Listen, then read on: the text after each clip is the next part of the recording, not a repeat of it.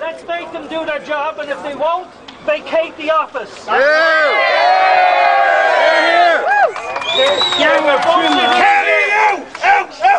They were voted in here to do a job with promises of not paying back foreign gamblers on the stock exchange. If they're not going to do it, vacate the office and put someone in who will do it. And we'll make sure they do that in the High Court. Good man, Ben! 4 years of corrupt Taoiseach! We want better!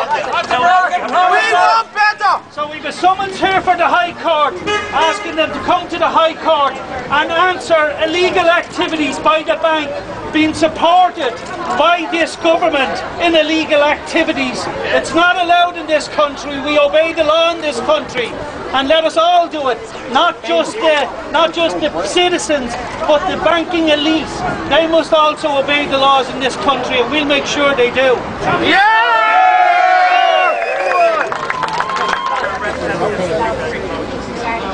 Okay, folks, we're going in to serve the papers, and all we're looking for is the truth to be told in the court. That's all we're looking for. We're not looking for favouritism. We're not looking for any get-out-of-jail cards.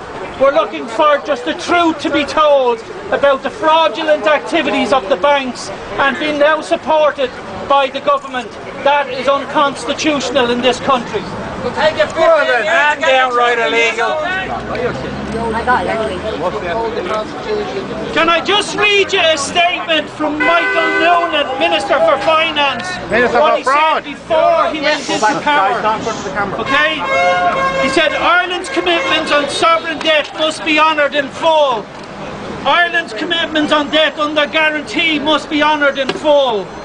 But what legal or moral compulsion is on Ireland, however, to honour in full debt incurred by Irish banks when there was no state involvement in the arrangements?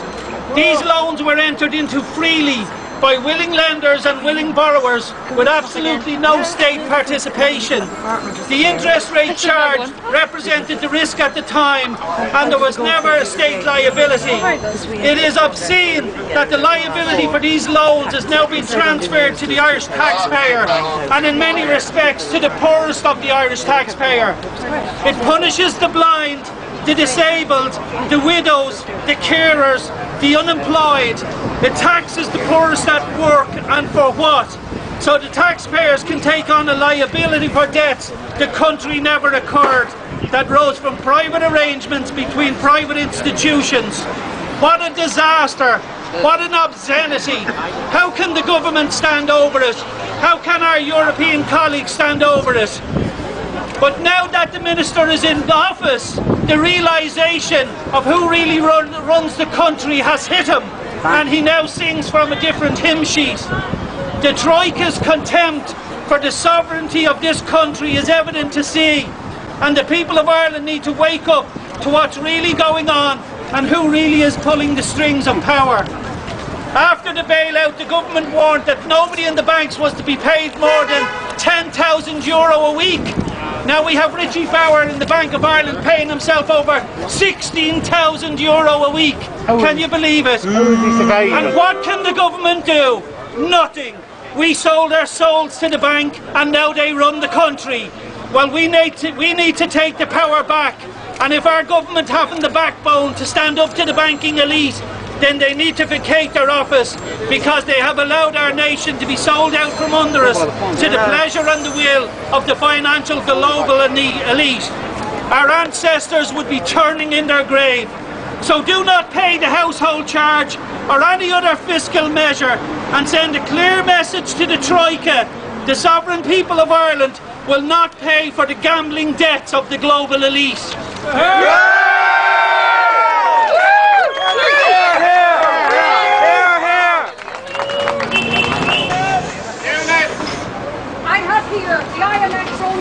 On the farm performance for various countries on the day that they rode into town.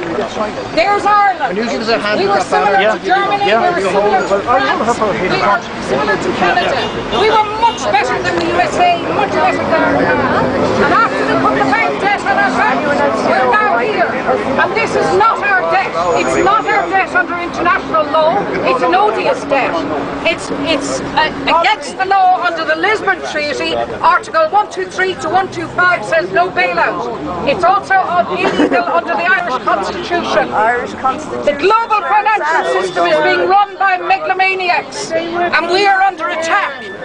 We have today not just taken on the Irish government, we've taken on the European ECB and we have taken on the US government. The international monetary system is now being run by megalomaniacs, and we put ourselves in jail and the jailers are megalomaniacs. When injustice becomes law, resistance becomes a duty. I'm going to read you out odious law, which is one of the sections that we're hoping to get them on.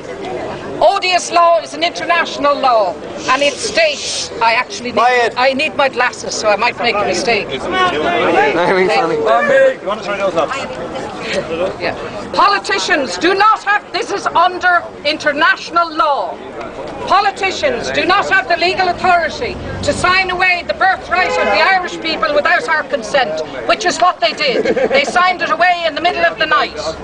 International law states a national debt incurred by a government for the purposes that do not serve the best interests of the nation shall not be enforceable. Such debts are considered to be personal debts of the regime. When the Anglo Bank went into our government on that night, they told them that they were looking at 1.3 trillion.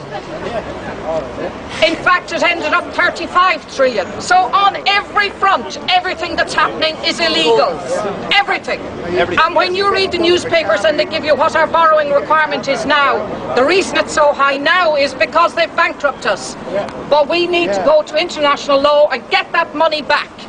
Also, our next challenge is to challenge the law under which the licence for the oil was given off Mayo. There was only one.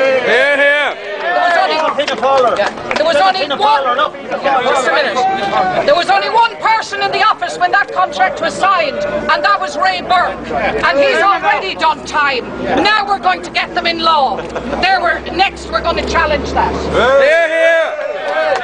Stand together and we can do it. People power. So, yeah, I assure you it is not Paddy the Plaster, Bertie's old friend. So, if you don't mind, folks, let's walk up and serve the court papers. They seem to be very afraid to accept them off we the people here. So let's walk on and we'll keep going.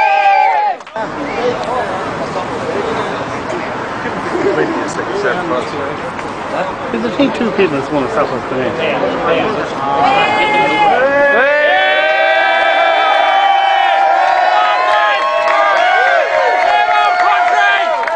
This is our country! Our government! Give them the Constitution! Our Gardaí! Our streets!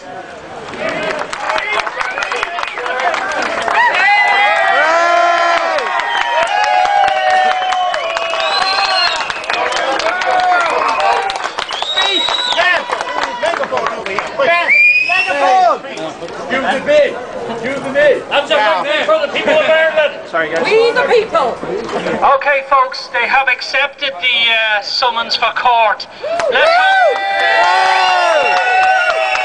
Let's hope now they will come to court, tell the truth, and we get full discovery into the secrecy of these gambling debts that apparently we all have to pay while they get off scot-free and are farting through silk while families here can't put food on the table.